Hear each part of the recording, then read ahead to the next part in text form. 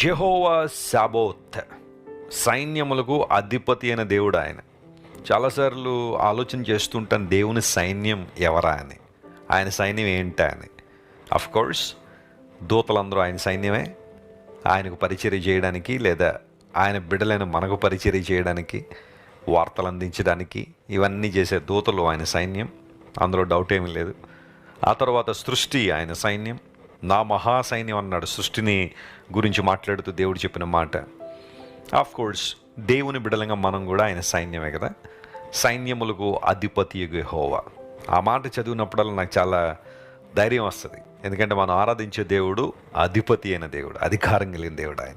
మనుషులకు అధికారం ఎవరెవరో కట్టబడతారేమో, కొంతకాలం తర్వాత అధికారాలు పోతాయి. కానీ దేవుడు అలాంటాడు కదా, ఆయన స్వయంభువుడు. ఆయన అధికారం నిత్యము నిలిచేదే.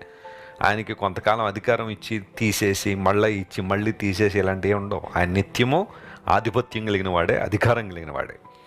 అయితే సైన్యములకు అధిపతిని దేవుణ్ణి మన హృదయాల్లో చేర్చుకోవడం ద్వారా ఆయన దీవెనలు, ఆశీర్వాదాలు మనం అనుభవిస్తాం.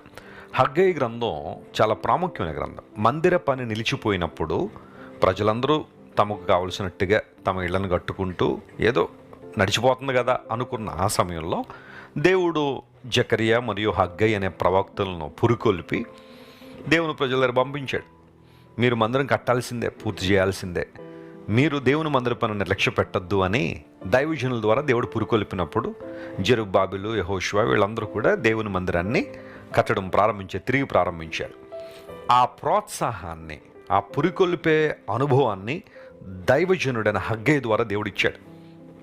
అందులో బట్టి హగ్గై గ్రంథాన్ని మనం చూస్తున్నప్పుడు దేవుని వాగ్దానాలు చాలా కనబడతాయి. ఆయన పని మనం చేసినప్పుడు, ఆయన మందిరాన్ని నిర్మించినప్పుడు దేవుడు మనకు ఎలాంటి దేవుళ్ళు ఇస్తాడు. ఇక్కడ రాబడిన మాట ఏంటంటే, మీకు కావలసిన వనరులన్నీ నేనే సమకూరుస్తాను, అన్యజనులందరూ పట్టుకొచ్చి అవి ఇస్తారు. మందిర పని పూర్తవగానే ఆ మందిరాన్ని నేను మహిమతో నింపుతాను అన్నాడు.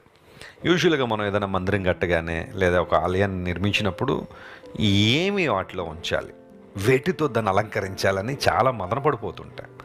ఎన్నెన్నో గొప్ప గొప్ప వస్తువులు దానిలో ఉంచాలి, డెకరేషన్ చేయాలా, ఇంటీరియర్ బాగా చేయించాలా, ఆ తర్వాత చర్చ్ పైన ఏం పెట్టాలి, ఇలాంటివన్నీ చాలా ఆలోచన చేస్తాం. That's okay.